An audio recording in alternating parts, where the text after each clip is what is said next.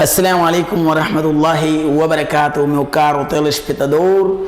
Nós esperamos que esteja bem de saúde e agora estamos cá, do outro lado, nós também de saúde, para aqueles irmãos que estão nos hospitais, rápidas melhores, que voltem ao seu convívio familiar saudável.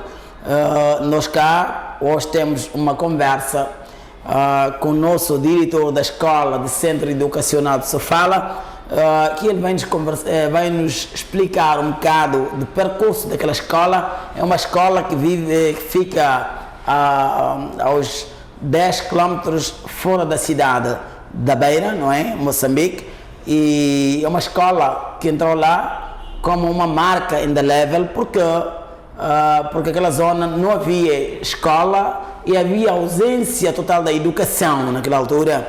Então a escola está lá e nós temos hoje o privilégio de conversar com o nosso diretor da escola, que ele vai dar seu perfil, porque estão a acontecer milagres lá e esses milagres não podem acontecer acaso, senão um certo segredo. Mas antes, porém, nós desejaríamos a ele boas-vindas, carinhosamente chamam do diretor Shigarire e ele vai dar seu profile, quem é o senhor Shigarire.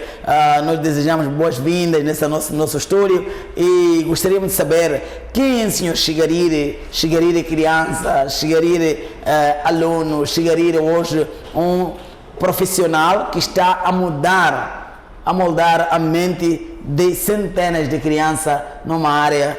Isto nós queremos saber hoje.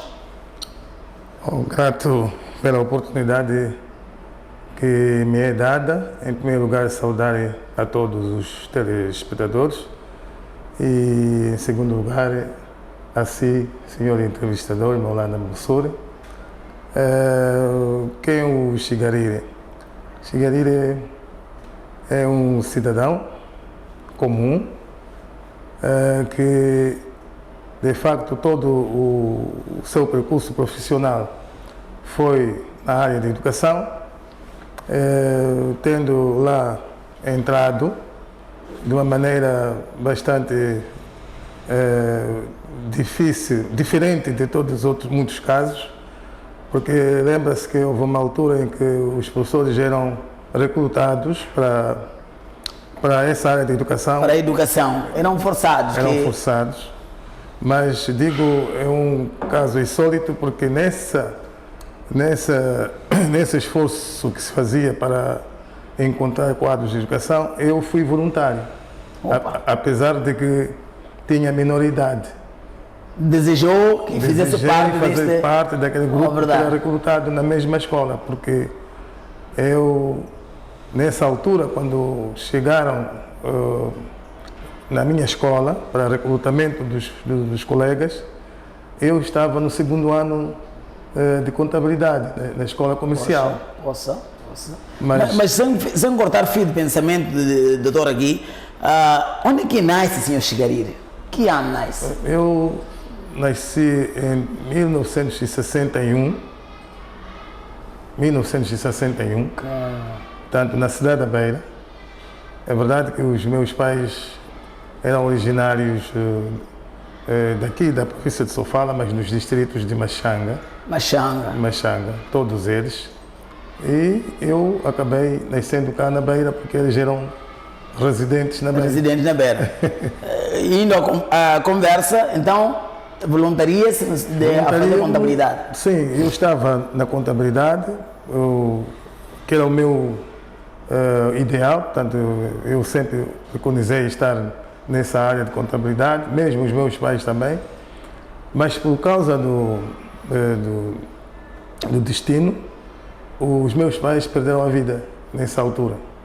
Eu já não tinha como assegurar-me a dar continuidade com os estudos. A escola? Quando eu estava no segundo ano de contabilidade, acabei ficando em famílias substitutas. Não é? Portanto, comecei a ficar com o meu primo, também era de pouca posse, então não tinha outra alternativa senão também aderir àquele movimento de professorado, voluntariamente. Enquanto uns eram recrutados, eu também acabei chorando para estar na educação. E assim fui aceito, fui à formação em 1978, Como vê, a idade de 61, 68 ainda era Jovem. era jovem, muito pequeno. Mas acabei fazendo o curso em 78 em Amisua, aqui na Beira. Era o terceiro curso depois da independência. E pronto, em 79 tive a minha primeira turma. Porque eu era pequenino, de facto, tinha que calhar cá na Beira. Os mais grandinhos tinham que ir para os distritos. Havia todo o cuidado na altura. Todo o cuidado na altura, havia essa observância. Eu praticamente trabalhei muito perto da minha casa, na escola primária 25 de junho, na Munhava, onde eu residia. Então, comecei a dar aulas com muita dedicação, até porque nessa altura dávamos em 2 períodos, portanto 2 turnos. Agora De manhã e à tarde. Manhã e à tarde. Mas falando nisso, doutor, eu queria saber, naquelas alturas, está a falar do ano 78, 79. 79. Como é que era um professor dentro da sala de aulas? Era uma autoridade, e não só na sala de aulas, como também na comunidade, nas estruturas do bairro. Portanto, o professor tinha o seu lugar, tinha o seu prestígio, tinha um prestígio de grande calibre. Opa. Portanto, na sala de aulas, o professor era entregue o filho como um educador. O pai estava seguro que estão a entregar. Não como um ensinador, mas como um educador. Como um educador. Total confiança. Total confiança. Ali o professor, na altura, acabava sendo espelho da sociedade. Espelho da sociedade. Oh. Nós dávamos a aula, aquela aula formal de matemática, português, mas também educávamos. É verdade. E até porque na formação isto era dito, que tínhamos que reservar uns 5 ou 10 minutos para educar. Uma conversa simples de educação.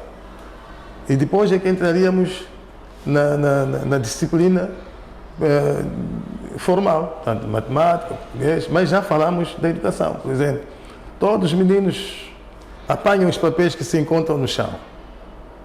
Então os meninos apanhavam, vão pôr não era necessário contínuo ali. Não, vão pôr na caixa de lixo. E tem que ser assim todos os dias. Pronto, vamos à aula. Tá vendo? Então deixamos uma questão de educação, para além de matemática.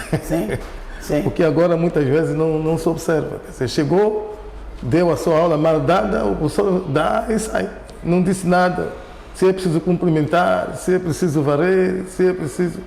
Nós aqui estamos a falar com caro telespectador, estamos aqui a fazer uma conversa muito forte com o Dr. Chigaride, a nos trazer tempos passados, presente e vai dar o seu futuro também aqui. Este era o professor de 79, estamos a falar de 79, este era o professor educador, professor preocupado, professor como autoridade na sociedade.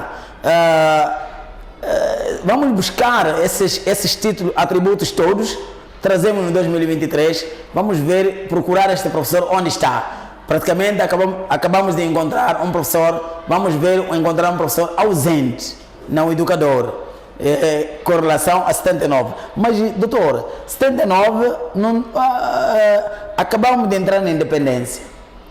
Não tínhamos muitos recursos, mas havia muita responsabilidade. Agora estamos há bastante tempo, com muitos recursos, muitos doutores, mas a responsabilidade está a desaparecer. A que se deve? Isso deve-se à ganância, à competitividade. Isso o que é? Porque, como eu dizia, nessa altura, nós tínhamos um salário único e dávamos em 2 turnos e ninguém pensava outra coisa. E ninguém reclamava. Ninguém reclamava. Nós queríamos a nossa turma, dar aula, e o nosso salário é aquele e aquele. Mas começaram a aparecer outras oportunidades, como alguns projetos. Sim. Projetos que, para além de professor que éramos, então ofereciam outras coisas, outras reuniões que começaram a ser pagas. Seminários. Começaram a ver que é possível também ter outro para dentro do professorado. E todo mundo já quer ali. É aí onde começam as coisas, na minha forma de ver. Então, começa a haver luta. Quem que vai para ali, quem que não vai para lá. Eu tenho que estar aqui, mas à tarde tenho que ir para outro sítio, já não quero dar aula à tarde. Sabendo que esta outra oportunidade é necessidade. É necessidade. O objetivo é dar aulas. Dar aulas. Agora, deixamos o objetivo, corremos todo atrás o dinheiro. Da necessidade. Yeah. Então, Opa! começamos a ver o dinheiro em primeiro lugar e deixando atrás aquilo que é a nossa profissão. Falando nisso aqui, doutor, aqui aparece esse seu profissional na educação acaba ficando órfão, não é? Acaba ficando órfão, que acaba passando, mudando do plano, significa que não estava fácil para si. Não foi muito fácil. Não estava fácil porque, caso contrário, se eu não tivesse feito isso, eu penso que foi a inspiração de Deus, esse pensamento, sim. Porque senão realmente seria marginal naquela altura e depois hoje um homem de hoje atrasado, um homem sem futuro. Mas essa inspiração de Deus me levou até a esse ponto onde eu estou. Não sou muita coisa, mas pelo menos consigo falar. É dono do seu nariz. Sou dono do meu nariz. Diretor, começa a dar aulas. Quanto tempo levou para chamar a atenção ao governo, nos olhos do governo, que esse senhor, para além de ser professor, pode ser muita coisa para além disso? Desde que ano? E comecei a trabalhar na Escola 25 e depois, em 1980, já era visto no meio de muitos que, afinal, o meu perfil dava para estar na direção provincial de educação. E passei exatamente da escola onde eu estava e fui para a escola. Não se tratou de promoção, mas tratou-se de mudança de atividades, de professor propriamente na sala, mas para também organizar a educação ao nível da direção provincial.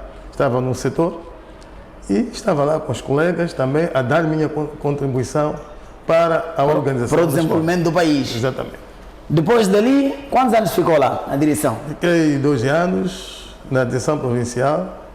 E também, de novo, passei para a alfabetização, para o Centro de Educadores Profissionais na Manga. Portanto, hoje IFEP, não é? IFAP. Ok. Yeah. Também contribuir lá. E isto foi depois de ter ido ao estrangeiro para a formação. Fui ao Brasil, fui à Argentina, também fui a Nicarágua, tudo no âmbito de troca de experiência no âmbito da alfabetização e educação de adultos. E depois daí, então, voltei a trabalhar na formação de educadores profissionais na Manga. Doutor, alguma diferença lecionar uma criança, lecionar um adulto? Bastante. Onde está mais difícil ali? O mais difícil, segundo a experiência, é educar o adulto, porque o adulto é uma pessoa que sabe o que quer e é um adulto que viveu muito tempo sem precisar de escola. Tem sua casa, tem seus animais, tem sua canoa, tem sua bicicleta. Não vê que isso é necessário. Então, ele não vê, mas por que eu tenho que estudar a essa idade? Então, torna já um desafio muito grande para consciencializar. Adulto já é uma pessoa conformada. O que já tenho, não tem nada a ver. Eu não preciso mais nada. E só nós de fora que vemos que aquele adulto precisa de mais de alguma coisa. Mas ele por si não vê nada. Vê aquilo que ele tem. E é suficiente para a vida dele. Está a educar normalmente os seus filhos. E passa dali, doutor, termina na IFAP, não é? Na IFAP. Depois, vai para onde? Vai para o distrito? Da IFAP, voltei para a escola primária. Ok. O percurso do IFAP, voltei para a escola primária dos pioneiros, dar aulas. Dos pioneiros? Dos pioneiros, então sou lançado, sou proposto diretor da escola secundária de Caia. Ok. Também Ali significa que o nível do ensino na altura, aliás, da procura do conhecimento era escasso. Muita gente de Caia não estavam preocupados em aprender. Exatamente. O senhor entra lá como um comandante daquele distrito. Entro lá e realmente me encaixei aos colegas que estavam lá e me acolheram muito bem, quiseram ouvir de mim, eu também ouvi deles. E fizemos uma escola secundária a progredir. Eu fui lá, tínhamos uma escola do ensino secundário básico, isto é, da 8ª à 10ª, mas depois apareceu uma escola que lecionou e até hoje, da 8ª à 12ª. E uma mega escola, com um internato lá, onde eu depois dirigi em cadeia, não é? Depois dessa escola, passei para outra, no nível pequeno para um nível maior. Portanto, havia já uma garantia, uma confiança muito grande em mim, o Estado. Em contribuir para a educação. Exatamente. Para a educação. E é um aspecto que eu não falei também. Deixa-me só falar um bocadinho sobre a minha formação. Veja que eu larguei, fui à escola de formação em 79, mas eu não tinha um nível para estar a dirigir uma escola secundária. Então, como é que eu adquiri este? Também foi mediante grande sacrifício, porque tinha que entrar no curso noturno, a estudar, aumentar o meu nível de conhecimento e a trabalhar. Poxa. Então fiz nona, depois da nona fui ao Instituto Médio Pedagógico da Beira, que funcionava ali hoje, onde funciona, nos Maristas, onde funciona a Universidade Católica. Fiz 3 anos ali.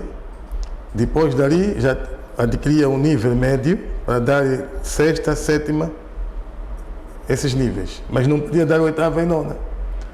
Então tinha que voltar para a universidade, fazer 5 anos no Instituto Pedagógico, Instituto Superior Pedagógico. Hoje o PE, depois agora já era o Cungo, não sei o quê. Sim, para fazer a licenciatura lá. Para fazer a licenciatura. Daí já vai estar aqui trabalhando, outro lado estudando. Exatamente. Isso dando mais exemplo também aos nossos telespectadores que estudar não tem idade. Não tem idade. Não tem idade. E agora, dali nós percebemos, acaba recebendo outro troféu para dirigir destino da escola Centro Educacional de Sofala. Com certeza. Como que foi quando recebeu este apelo? Foi bem-vindo porque também acabava de estar desligado. Realmente, uma pessoa desligada que não se ocupa com a idade que eu tenho, ou que tinha na altura também, seria um grande desafio para a estabilidade da própria vida, não é? Tinha que ter ainda atividade, me sentia bem. Sim. E me sinto bem estar a fazer alguma coisa. E se não tivesse essa oportunidade, realmente não seria tão fácil encontrar esta oportunidade igual. Uma oportunidade igual. E encontrou lá uma escola organizada. Encontrei uma escola organizada. Quais foram os desafios que encontrou lá? Dos desafios que eu encontrei lá, de fato é uma escola que começou em 2010, aquela escola Centro Educacional de Sofala. 2009, 10, para 2009, estávamos a colonizar, portanto, os alunos pela primeira vez, encontrar onde está o diretor. Então, depois, foram várias fases, mas em 2010 é que começa o registro dos alunos no Centro Educacional de Sofala. E porque havia uma grande necessidade de que a escola tem que funcionar, muitas vezes a documentação não era aquela que era necessária para o aluno estar na escola, sobretudo uma escola comunitária, uma escola privada, tem uma escrituração própria para o aluno apresentar para o iniciar. Então nós encontramos que alguns alunos não tinham documentos, mas estavam a estudar na segunda, na terceira, na quarta, mas é um aluno que fez a primeira, por exemplo, em Quilimane, ou por exemplo, em Caia. Então, mas esse aluno tinha que enfrentar um exame da 6ª e 7ª. Então, este aluno, pelas normas, tem que apresentar as notas anteriores e depois tem que ter, se é o exame da 7ª, tem que ter a 5ª classe feita, tem que ter a 6ª feita. Acontecia que alguns alunos não tinham esse foi um grande Desafio. Foi um grande Pois, desafio, alguns conseguiam, outros não conseguiam, mas tínhamos que encontrar meio termo para não tirarmos fora os alunos e continuarmos a consciencializar que os alunos têm de entrar com documentos. E hoje conseguimos sanar essa situação. e em termos de colegas, o doutor acabou de falar que em Caia teve colegas que ajudaram bastante a lhe ouvir e colaborar. Exatamente. Vamos trazer aqui nessa escola, como é que foram os colegas lá? Aqui os colegas também me ajudaram. Sabe que na fase onde nós estávamos, o que eu encontrei a escola estava a funcionar. A escola estava a funcionar, tinha falta sim do diretor, mas tinha o pedagógico que estava a funcionar. Bem ou mal, mas a escola estava em pé. Então não foi fácil também inserir, porque tinha uma forma de estar, a pessoa que eu encontrei lá, eu trazia uma outra, então para Nova abordagem. uma outra abordagem, então para a coabitação das duas das duas concepções não foi fácil.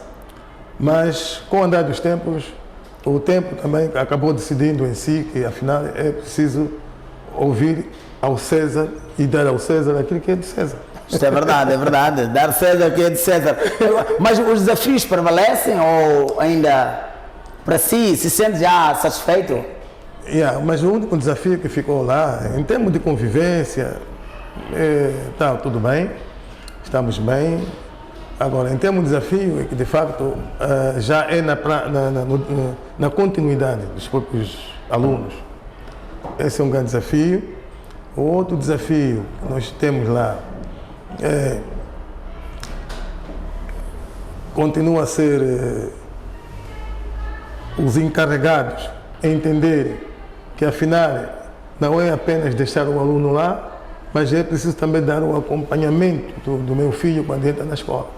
Porque ainda continua aquela concepção de que basta só ir deixar na escola. Confiam no professor. Então, são aqueles pais do ano 79 que quando descem um professor já tinha um educador lá. E não é isso. Não é isso. Então é preciso fazer um acompanhamento constante. Principalmente agora. Até em 79 isso era possível porque as coisas não estavam como agora estão.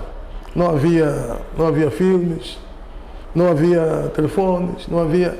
Então, se o professor recebia o aluno e o pai estava convencido de que a atividade é aquela, dali em casa. Eu queria chegar aí, doutor. Se o doutor vem de 78, será que aquela experiência não pode transportar para agora, para essa escola? Ou tem esse impasse dos telefones aí? Não é tão fácil. Pode penetrar, mas o desafio é maior, porque o tempo é outro. Neste tempo tem que ter uma outra estratégia também, diferente daquele que nós usamos de 79. 79, porque é outra fase. Porque estamos a dizer isso, a qualidade de 79, vamos falar mesmo no percurso do senhor diretor, veja, no segundo ano já era possível dar aulas. Hoje, no quinto ano em Moçambique, não dá para ser contínuo. Então, queríamos dizer... será que essa estratégia, ou seja, essa estratégia de lá, não pode trazer para pôr nessa escola em particular e moldar a leitura, ressentirmos a qualidade e capacidade que se almeja? Não é possível? Ainda hoje, ainda bem que está-me fazendo esta pergunta, ainda hoje de manhã estava a assistir no STV este desafio mesmo, esta conversa em relação ao que é a educação. Exatamente, é uma aflição geral. É uma aflição geral que as pessoas de hoje não sabem escrever, mesmo no ensino superior. Não sabem ler nem escrever. Estando no ensino superior. Era a conversa de hoje. Eu também escutei com muita atenção. De facto, esse trazer a experiência de 1979 para agora, é preciso também encaixar-se dentro da conjuntura da própria educação, no geral, do sistema. Porque é um problema sistêmico, digamos assim. É o sistema É o sistema. que está a circular. É um sistema que também tem que sofrer muitas mudanças, tem que refletir para trás. Agora, o nosso sistema não está a refletir, mas ainda está a navegar em marés. Falando isso, se um dia, senhor diretor, fosse o ministro da Educação, o que é que mudaria nesse sistema? Porque a nossa vontade aqui, nós queremos produto final. Um aluno que entra na escola para sair a ler, sair a escrever. Então, se essa é a nossa preocupação, qual seria a sua estratégia mais rápida para alterar a situação? Primeiro, pautar pela formação ideal. Imagina, eu estava a dizer que fiquei um ano na formação só para dar a primeira classe. Primeira, segunda, terceira. Depois, voltei mais para 3 anos só para dar sexta, quinta e sexta. Eram 3 anos de formação. Agora, as formações que estão sendo feitas agora, não quero tirar mérito, eu acho que foram pensados, né? Foram pensadores que pensaram esse tipo de coisas, mas eu que muitas vezes questiono. Mas um ano só, a pessoa tem que estar a aperfeiçoar as cadeiras que vai lecionar, que também aprendeu muito mal, De onde vem? e tem que estar no mesmo ano para a formação, na formação para poder, primeiro, compreender melhor aquela disciplina que ele vai dar, depois tem que ter conteúdos de lecionação, a parte didática neste caso, e depois tem que ter estágio. Mesmo ano. No mesmo ano. Significa, se for assim, vamos fazer 3 meses. E às vezes até que começam já com estágio, depois volta. Eu não estou entendendo. Então, isso é difícil perceber. Então, Se a base, se a coifa está mal preparada, então, não podemos cobrar um bom fruto ali. Exatamente. Ok. Então, outra coisa, se fosse eu, pensaria também dar liberdade ao professor. Dar liberdade ao professor. O que quer dizer? Eu quero dizer o seguinte, é normal hoje, nas escolas públicas, o diretor ser obrigado a dizer que você tem que ter a percentagem X, caso não, você não vai ser diretor. Percentagem de aproveitamento pedagógico. Lógico. Quer dizer, sabe, não sabe, nós queremos isso. Nós queremos metas X, dar metas às escolas de aprovação. Isso não será uma forma que o governo está a persuadir ao diretor para não haver muito relaxo ou acaba também criando outras causas? Eu não sei porquê, mas há essa obrigatoriedade de metas. Então, quando nós obrigamos metas, na escola é difícil encontrar alunos que sabem. Então, ele tem que preencher as metas. Porque tem que chegar à Tem que meta. chegar, mas senão eu entro em causa. Já não é no nosso caso as escolas privadas. Por isso há uma diferença muito grande entre escolas privadas e escolas. E muitos professores que dão nas escolas públicas também têm filhos nas escolas privadas. Sim, sim. Então aceitam deixar os seus filhos nas escolas onde eles dão aula e preferem mandar para os Bombi 3, Por quê? Porque não confiam. Do ensino de onde eles estão.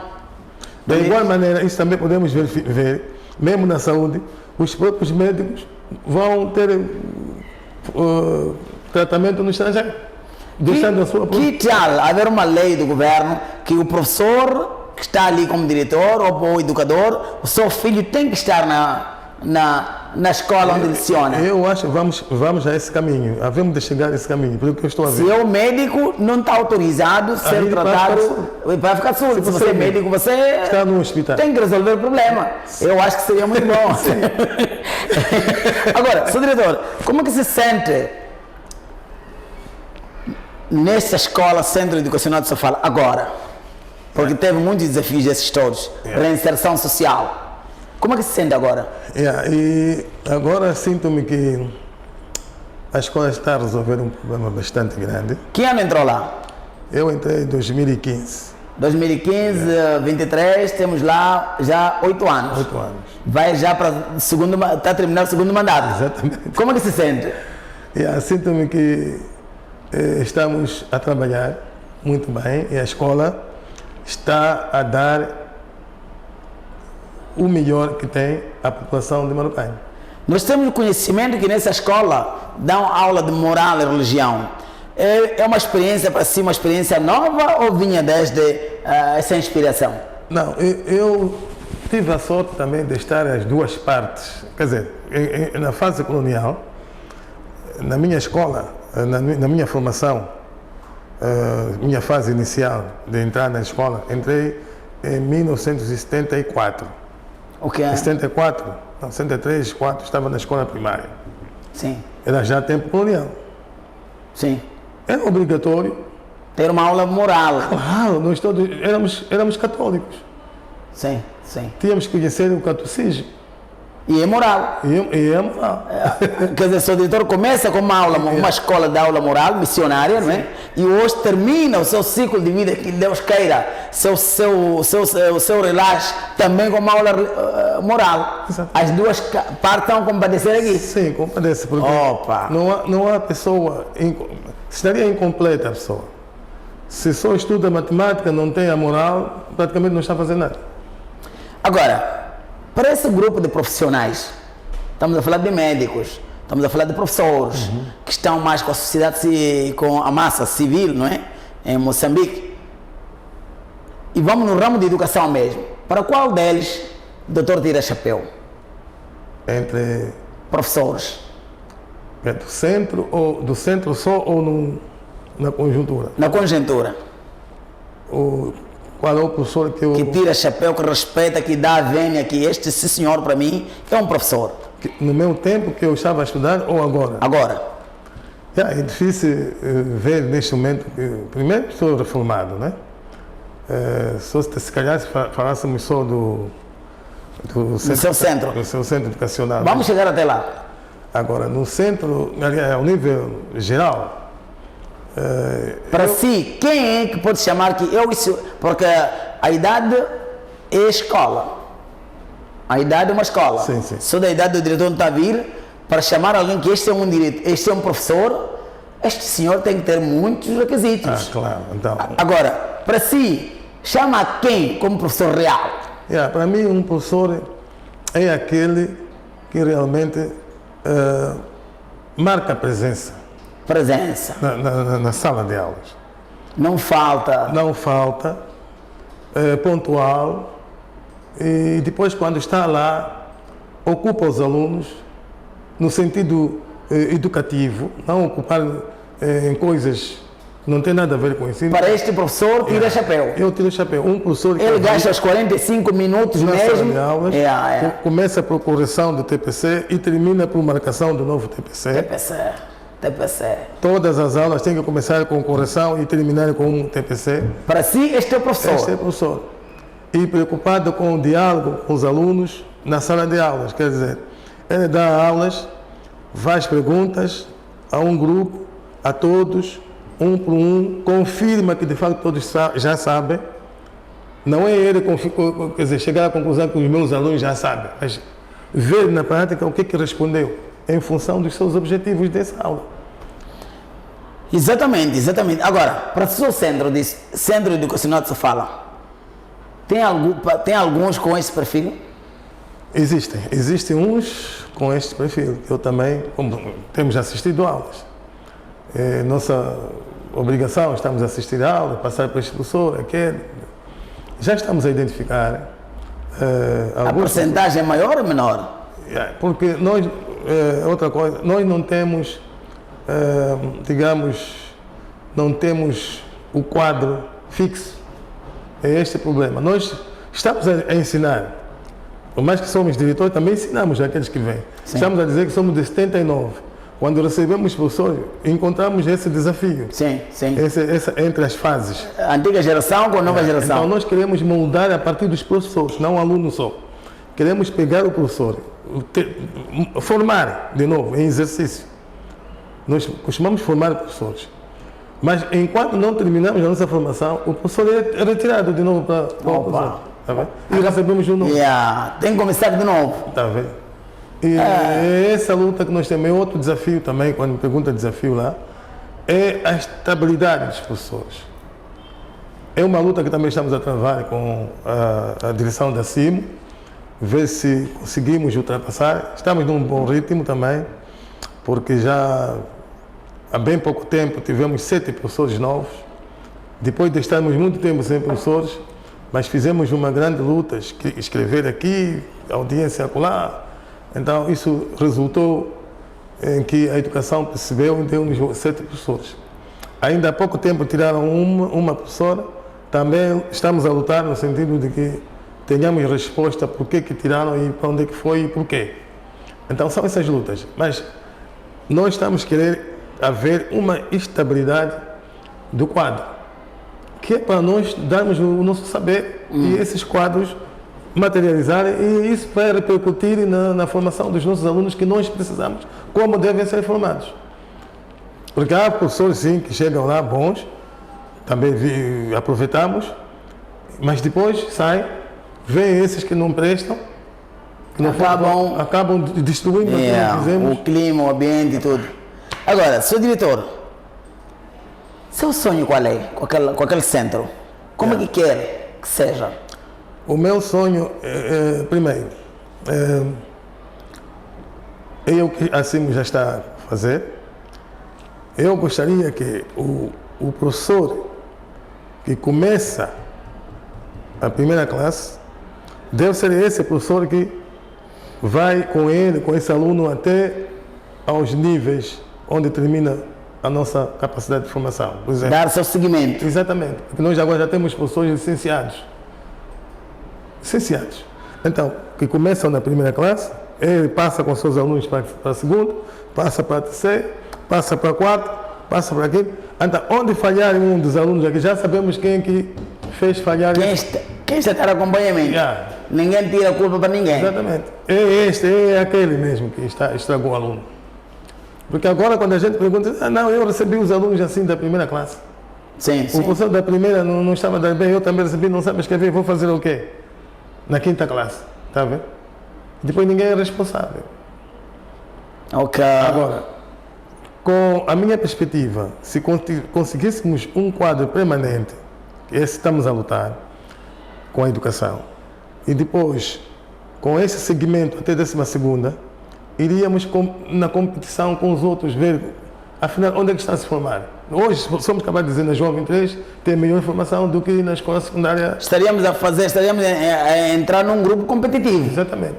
Competitivo. Agora, seu diretor, só para nós finalizarmos essa... Desculpa, só para terminar. Outra coisa, a minha preferência agora é introduzir inglês. Ainda não tem lá na escola. Ainda não falei com a Maulana, mas eu quero introduzir inglês a partir da primeira classe.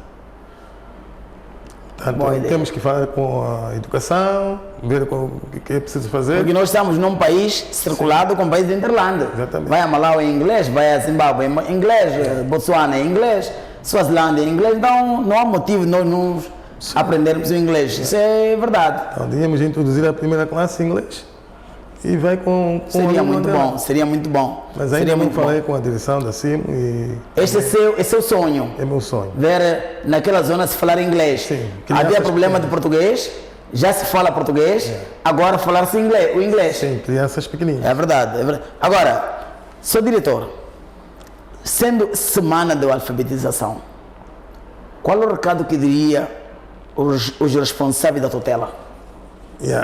Nosso país...